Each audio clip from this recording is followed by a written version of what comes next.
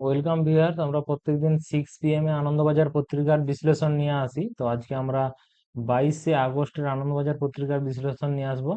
আমরা জানি সম্প্রতিকালে পশ্চিমবঙ্গের যাদবপুর বিশ্ববিদ্যালয়ে যে অল এআইডিএসও এবং এবিভিপি ছাত্রদের মধ্যে বিবাদ তৈরি হয়েছিল, এবং এই বিবাদের জন্য এখনো কিন্তু সেখানে দফায় দফায় আন্দোলন চলছেই। ঠিক আছে।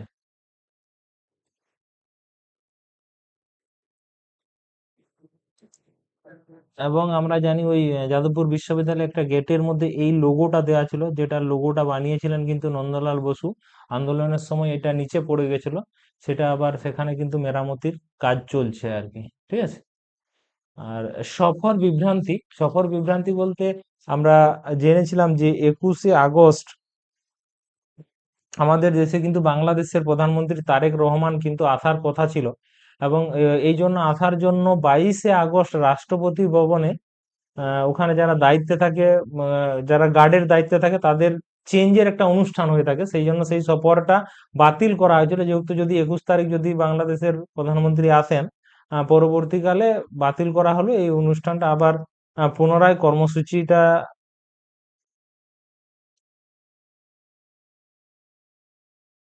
22শে আগস্ট বাতিল করা হলো, পরে আবার ওটা প্রেস বিবৃতি দিয়ে আবার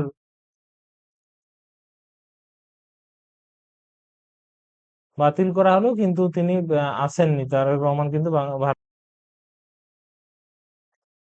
প্রতিশ্রুতির ফাঁক ক্ষোভ অন্নপূর্ণায়, অর্থাৎ আমরা জানি সম্প্রতিকালে বর্ষা বন্যা প্রবণ এলাকায় দেখার জন্য আমাদের সিএম হেলিকপ্টারে করে সবং সংলগ্ন এলাকায় গিয়েছিলেন, পশ্চিম মেদিনীপুরের সবং। এই জন্য আমরা ইনার ছবি দেখতে পাচ্ছেন, আমাদের পৌর ও নগর উন্নয়ন মন্ত্রী অগ্নিমিত্রা পাল, উনিও কিন্তু গিয়েছিলেন। এবং সেইখানে যাওয়ার ফলে আমাদের যে পশ্চিমবঙ্গ সরকার যে অন্নপূর্ণা যোজনার টাকা সবাই না পাওয়ার জন্য ওইখানে ওনাকে জানাচ্ছেন, আক্ষেপের কথা জানাচ্ছেন। রাহুলের ধর্নায় নত দায়ের এফআইআর, অর্থাৎ আমাদের যে লোকসভার বিরোধী দলনেতা রাহুল গান্ধী 20 জুলাই যে ছাত্র আন্দোলনের উপর ছড়া বন্দুক চালানো হয়েছিল এবং লাঠিচার্জ করা হয়েছিল, তার প্রতিবাদে তিনি এফআইআর করার জন্য ধর্ণা দিয়েছিলেন। শেষমেশ কিন্তু ধর্ণা এফআইআর তিনি করলেন। জ্ঞানেশের অপহরণ চেয়ে তৃণমূল, আমরা জানি যে তৃণমূলের যারা লোকসভা বা রাজ্যসভার সাংসদ আছেন, জ্ঞানেশ কুমার আমাদের যে মুখ্য নির্বাচন কমিশনার, তিনার অপসারণ চাইছেন। এছাড়াও যে সমস্ত ইন্ডিয়া জোটের যে সমস্ত বিরোধী গোষ্ঠী যারা রয়েছে, টিএমসি রয়েছে, আহ, আপ রয়েছে, কংগ্রেস রয়েছে, হ্যাঁ, ওনারা কিন্তু জ্ঞানেশ কুমারের অপসারণ চাইছেন। ওনারা বারবারই বলে আসছেন যে জ্ঞানেশ কুমার কিন্তু নিরপেক্ষ জায়গা থেকেও কিন্তু নিরপেক্ষভাবে কাজ করছেন না, পক্ষপাত তুষ্ট হয়ে কাজ করছেন।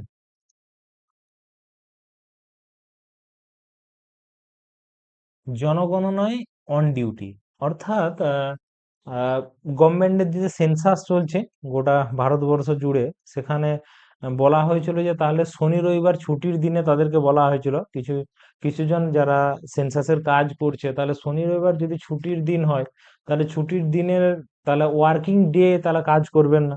আবার ওয়ার্কিং ডেতে যদি কাজ করেন, তাহলে পঠন পাঠনের ব্যাঘাত ঘটতে পারে, বিশেষ করে শিক্ষক শিক্ষিকাদের এরকম একটা সমস্যা দেখা দিচ্ছিল। ওই জন্য তারা যদি ছুটির দিনে কাজ করেন, তাহলে ওটাকে অন ডিউটি কিন্তু ধরা হবে আর কি। ঠিক আছে। আর সেন্সাসটা প্রতি 10 বছর অন্তর হয়। 2011 সালের পর আমাদের 2021 সালে হওয়ার কথা ছিল, কিন্তু 21 সালে সমস্যার জন্য হয়নি, যেটা এখন আমাদের 2026 সালে হচ্ছে। দুর্নীতি দমন, রাজ্যের দুর্নীতি দমন শাখা আমরা দেখেছি ঝাড়গ্রামের জামবনিতে, হাওড়াতে বেশ কয়েক জায়গায় সরকারি আধিকারিকদের ধরতে গিয়ে বা ঘুষ নিতে গিয়ে সরকারি আধিকারিকদের কিন্তু ধরেছে রাজ্যের দুর্নীতি দমন শাখা। তো এই জন্য রাজ্যের দুর্নীতি দমন শাখার চারিদিকে প্রভাব এবং যোগাযোগ সাজেশ করার জন্য জেলার ডিএম এবং এসপিদের নির্দেশ দেওয়া হয়েছে। আমরা জানি গতকাল তিনি বাগডোগরা বিমানবন্দরে এসেছিলেন, যেখানে আহ, শুভেচ্ছা জানানোর জন্য শুভেন্দু অধিকারী, আমাদের উত্তরবঙ্গ উন্নয়ন মন্ত্রী শঙ্কর ঘোষ, আরো অনেকেই ছিলেন। তো এখানে একটা এসএসবির সভায় কিন্তু যোগদান করতে ছিলেন সশস্ত্র সীমা বল। এখানে আমি দেখতে পাচ্ছি এটা অমিত শাহ, কেন্দ্রীয় স্বরাষ্ট্র এবং সমবায় মন্ত্রী, আর ইনি হচ্ছেন আমাদের রাজ্যের মুখ্যমন্ত্রী শুভেন্দু অধিকারী, ইনি কিন্তু আমাদের রাজ্যের স্বরাষ্ট্রমন্ত্রীও। ঠিক আছে। আমরা প্রথম পেজে যেটা বলেছিলাম যে ওই প্যালেট গান কাণ্ডে এফআইআর দায়েরের দাবিতে কিন্তু এই যে দেখুন, আমাদের লোকসভার বিরোধী দলনেতা কিন্তু থানার সামনে তিনি এফআইআর দাবি করার জন্য তিনি ওই ছবিটা এখানে দেখানো হয়েছে। বাংলাদেশের রাষ্ট্রপতি নির্বাচনের নতুন রাষ্ট্রপতি হয়েছেন মির্জা ফখরুল ইসলাম। মির্জা ফখরুল ইসলাম। মির্জা ফখরুল ইসলাম। মির্জা ফখরুল ইসলাম।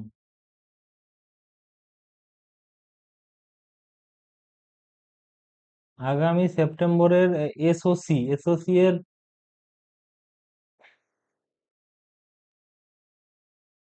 আগামী 1 সেপ্টেম্বরে এসওসি এর অধিবেশন বা বৈঠক হবে কিরগিজস্তানে বিশকেকে, ঠিক আছে। এবং এসওসি হচ্ছে কিছু দেশের একটা সংগঠক। হ্যাঁ, সেখানে ভারত এবং ভারতের কিছু প্রতিবেশী দেশও কিন্তু আছে, ঠিক আছে। এবং যেটা 1 সেপ্টেম্বর অধিবেশন হবে কোথায়, কার্গিজস্তানে বিশকেক। এবং সেখানে আমাদের দেশের প্রধানমন্ত্রী উপস্থিত হওয়ার কথা আছে আর কি।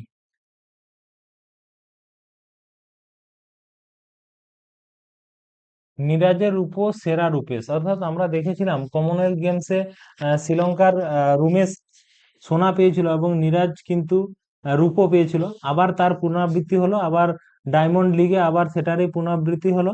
হ্যাঁ, নিরাজ রূপো পেলো এবং রূপেশ পেয়েছে। আর রূপেশ পাথিরাগের বাড়ি হচ্ছে শ্রীলঙ্কাতে, ঠিক আছে। যদিও এবারে তাদের ডিস্টেন্সটা খুব একটা বেশি ব্যবধান ছিল না।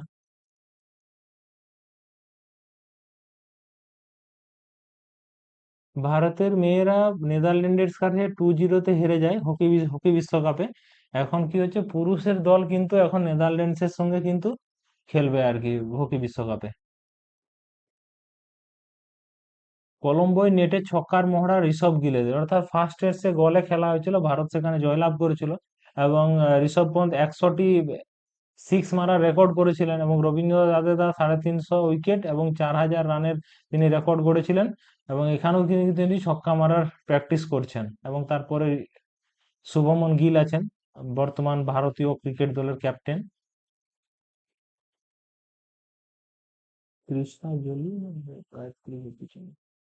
শেষ চারে গায়ত্রীরা বলতে তৃষা জালি আর গায়ত্রী গোপীচন্দ্র। আমরা জানি বিশ্ব ব্যাডমিন্টন চ্যাম্পিয়নশিপ যেটা এই বছর 2026 সালে ভারতে হচ্ছে, আবার দিল্লিতে হচ্ছে, যেখানে প্রথমে আয়ুষ শেট্টি ভালোভাবে শুরু করেছিল কিন্তু তিনি আবার হেরে যান।